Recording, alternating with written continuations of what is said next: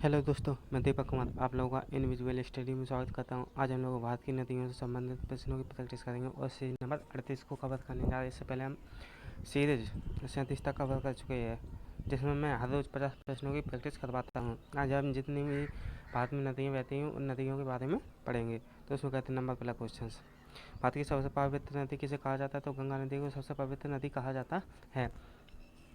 गंगा को बांग्लादेश में किस नाम से जाना जाता है? इसे पद्मा के नाम से जाना जाता है। गंगा और ब्रह्मपुत्र नदी के मिलने से सुंदरबन का डेल्टा का निर्माण होता है। गंगा एवं ब्रह्मपुत्र की संयुक्त जलधारा किस नाम से जाना जाती है? तो उसे मेघना के नाम से जाना जाता है। भारत की कौन सी नदी सुंदरबन का डेल्टा बनाती है? तो गंगा और ब्रह्मपुत्र नदी मिलकर ही सुंदरबन का डेल्टा बनाती है। और सुंदरबन का डेल्टा यह पश्चिम बंगाल में स्थित है, जो कि बंगाली खाड़ी में जा गिरती है। इन नदियों का मुहाना बंगाली खाड़ी में गिरती है और डेल्टा का निर्माण करती है। और सुंदरी के वृक्ष कहाँ पर पाए जाते हैं? तो है पश्चिम बंगाल में पाए जाते हैं। मैक्रोब वन भी पश्चिम बंगाल में पाए जाते हैं। सांगपो नदी किस राज्य से होकर भारत में प्रवेश करती है? तो अरुणाचल प्रदेश में प्रवेश करती है। तवा नदी किसकी सहायक नदी? तो नर्मदा नदी की सहायक नदी मानी जाती है। मध्य प्रदेश की सबसे बड़ी नदी कहा जाता है नर्मदा नदी, जो अमरकंटक की पहाड़ियों से निकलती है और गुजरात में जाते हुए यह अरब सागर में जा गिरती है। किस नदी को बिहार का सुख कहा जाता है? तो कोसी नदी को बिहार का सुख कहा जाता है, क्योंकि इसके कारण बिहार में सबसे ज़्यादा बाढ़ आती रहती है, इसलिए इसे बिहार का सुख भी कहा जाता है। कौन सी नदी बंगाल का सुख है? तो वह दामोदर नदी को बंगाल का सुख कहा जाता है। इसके कारण बंगाल में भी बाढ़ आती रहती है जब कभी, तो इसे बंगाल का सुख कहा जाता है। दामोदर नदी की सहायक नदी तो हुगली नदी है, जो भी यह पश्चिम बंगाल में बहती है। कौन सी नदी विध्वंस द्रोणी से होकर बहती है? तो नर्मदा नदी विध्वंस द्रोणी से होकर बहती है।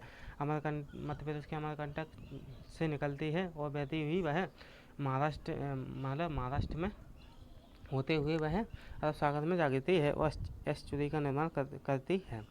हाल ही में केंद्र सरकार ने किस नदी को राष्ट्रीय दर्जा देने की घोषणा की है? तो गंगा नदी को राष्ट्रीय दर्जा देने की घोषणा की है। प्रायद्वीप में भारत की सबसे बड़ी नदी कौन सी? तो गोदावरी नदी। इसे दक्षिण भारत की गंगा भी कहा जाता है।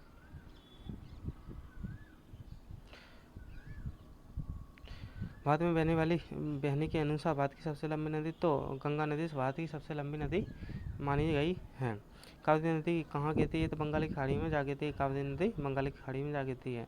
पंजाब के निर्माण में महत्वपूर्ण नदी कौन सी है? तो सिंधु नदी के कारण पंजाब का निर्माण हुआ है। वैसे तो पंजाब 5 नदियों से घिरा हुआ है। कौन सी नदी पश्चिम की ओर बहती है और अरब सागर में जा गिरती है? नर्मदा नदी।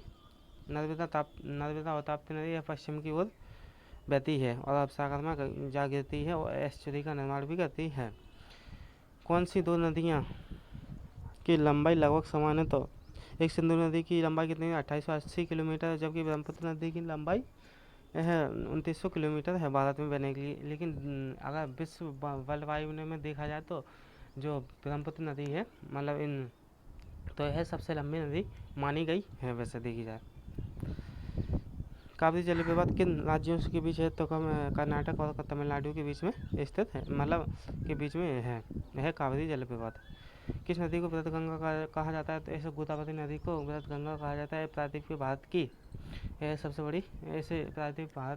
बड़ी नदी है। वैसे दक्षिण भारत की गंगा भी कहा जाता है। कौन सी नदी अपना मार्ग बदलने में? तो कोसी नदी अपना मार्ग बदलने के लिए प्रसिद्ध है। इसके कारण सबसे ज़्यादा बाढ़ आती है, इस वजह से इसे बिहार का सुख भी कहा जाता है। कौन सी नदी कपिल जलधारा प्रपात का निर्माण करती है? तो नर्मदा नदी पर कपिल जलधारा प्रपात बना हुआ है। किस नदी को उड़ीसा का सुख कहा जाता है? तो ब्राह्मणी नदी को उड़ीसा का सुख कहा जाता है। अभी तक हमने क्या पश्चिम बंगाल का सुख दामोदर नदी को और बिहार का सुख कोसी नदी को कहा जाता है। पेनगंगा और बेनगंगा की सहायक नदी गोदावरी नदी को कहा जाता है। इसे दक्षिण भारत की गंगा भी कहा जाता है। प्रायद्वीप भारत की सबसे लंबी नदी है। इंडोरम्मा है यह एक पौराणिक नदी कहा जाता है इंडोरम्मा को। किस नदी का सबसे लंबा पुल है? तो किस नदी पर सबसे लंबा पुल बना? गंगा नदी पर सबसे लंबा पुल बना हुआ है। कौन सी नदी विश्व का सबसे बड़ा मांझली द्वीप का निर्माण करती है? तो ब्रह्मपुत्र नदी सबसे बड़ा मांझली द्वीप का निर्माण करती है। नर्मदा नदी का अधिकांश भाग भारत के किस राज्य से होकर गुजरता है? तो मध्य प्रदेश से होकर मतलब निकलता है, लगभग 1177 किलोमीटर होकर निकलता है और 1300 के समथिंग इसकी कुछ मतलब लंबाई है कुल टोटल। नदियों को जोड़ने की योजना किसके शासनकाल में प्रस्तावित हुई? राजक सरकार के शासनकाल में नंबर 2 नदियों को जोड़ने की परियोजना है चलाई गई थी राजक सरकार के समय में। कौन सी नदी रिफ्ट घाटी से होकर बहती है? ताप्ती नदी रिफ्ट घाटी से होकर बहती है। कौन सी नदी भारत और पाकिस्तान का जल समझौता है? सिंधु जल समझौता, जो कि 1960 के दौरान हुआ था, जिसका 80% जल पाकिस्तान यूज़ करता है और 20% भारत यूज़ करता है। सिंधु समझौते के अनुसार भारत सिंधु नदी के कितने % का प्रयोग करता है? कितने % जल का प्रयोग करता है? 20% का, और जबकि 80% पाकिस्तान इसका यूज़ करता है। प्रायद्वीपीय नर्मदा का उत्तर से दक्षिण की ओर क्रम क्या है? तो क्रम क्या है? तो मतलब उत्तर से दक्षिण की ओर तो पहले महानदी मिलती है। महानदी है उड़ीसा में, सॉरी आंध्र प्रदेश में बहती है। गोदावरी नदी, प्रायद्वीप भारत की कृष्णा नदी, पेन्नार नदी, कावेरी नदी और बेगाई नदी, ये सभी नदी हैं। तो इसे मैं दोबारा पढ़ता हूँ। प्रायद्वीप की नदियों का उत्तर से दक्षिण की ओर क्रम क्या है? तो महानदी है, गोदावरी नदी है, कृष्णा नदी है, पेन्नार नदी है और कावेरी नदी है और इसके अलावा बेगाई नदी है। कौन सी नदी भारत में केवल जम्मू कश्मीर राज्य में बहती है? तो सिंधु नदी जम्मू कश्मीर राज्य में बहती है। पंचगंगा तथा दूधगंगा किसकी सहायक नदी है? कृष्णा नदी की सहायक नदी मानी जाती है पंचगंगा, और दूधगंगा कृष्णा नदी की सहायक नदी। दामोदर नदी कहाँ से निकलती है? छोटा नागपुर के पठार से यह निकलती है और इसकी सहायक नदी हुगली नदी है।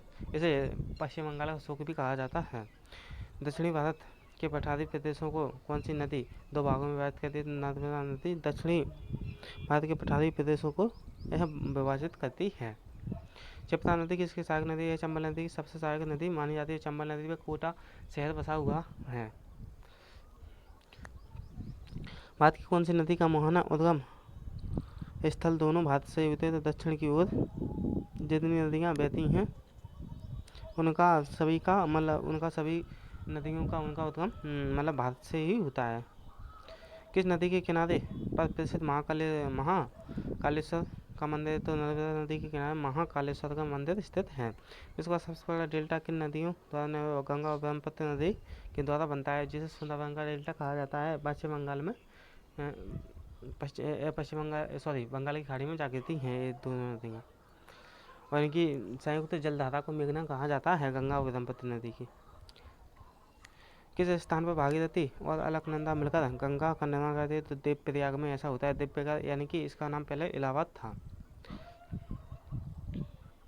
अरावली पर्वत श्रृंखला किस नदी प्रणाली को विभाजित करती है? तो चंबल और साबरमती नदी को यह विभाजित करती है। अरावली पर्वत श्रृंखला कहाँ पर स्थित? तो यह राजस्थान में स्थित है, जो कि दिल्ली से अहमदाबाद तक मतलब फैली हुई है। यह श्रृंखला चंबल नदी और साबरमती को विभाजित करती है। लूनी नदी कहाँ गिरती है? तो कच्छ के रण में है, मतलब विलीन हो जाती है, मतलब वहीं पर गायब हो जाती है कुछ भी के लिए, और इसका उद्गम राजस्थान से होता है।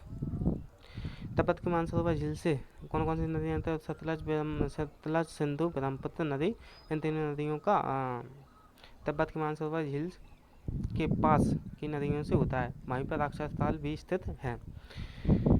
कौन सी मुख्य प्रायद्वीपीय नदियाँ डेल्टा का निर्माण नहीं करती है? तो नर्मदा, ताप्ती नदी यह एस्चुरी का निर्माण करती है, ना कि डेल्टा का निर्माण, क्योंकि यह पश्चिम की ओर बहती हैं। कौन सी नदी बांग्लादेश में जमुना के नाम से जाना जाता है? तो ब्रह्मपुत्र नदी को बांग्लादेश में जमुना के नाम से जाना जाता है, और जबकि गंगा नदी को पद्मा के नाम से जाना जाता है। गंगा और ब्रह्मपुत्र नदी की संयुक्त जलधारा को मेघना के नाम से जाना जाता है। किस नदी को दूसरी गंगा के नाम से भी कावेरी नदी को दूसरी गंगा के नाम से भी जाना जाता है, और दक्षिण भारत की गंगा तो गोदावरी नदी को कहा जाता है। इसे प्रायद्वीप भारत की सबसे बड़ी नदी भी है। पेन्नार की सहायक नदियाँ कौन सी है? तो पापाधानी और चित्रावती। यह पेन्नार की सबसे रानी चित्रावती और पापाधानी, इसे पेन्नार से पापाधानी और चित्रावती। तो दोस्तों आज के लिए इतना ही। उम्मीद है ये सेशन आपको बहुत ही अच्छा लगा होगा, क्योंकि आज मैं जितनी भी भारत में नदियाँ हैं उनको कवर करा चुका हूँ। अगर अगर आप मेरे साथ जुड़ेंगे तो आपको काफ़ी फ़ायदा होगा। तो वीडियो देखने के लिए आप लोगों का धन्यवाद। मिलते हैं नेक्स्ट वीडियो में।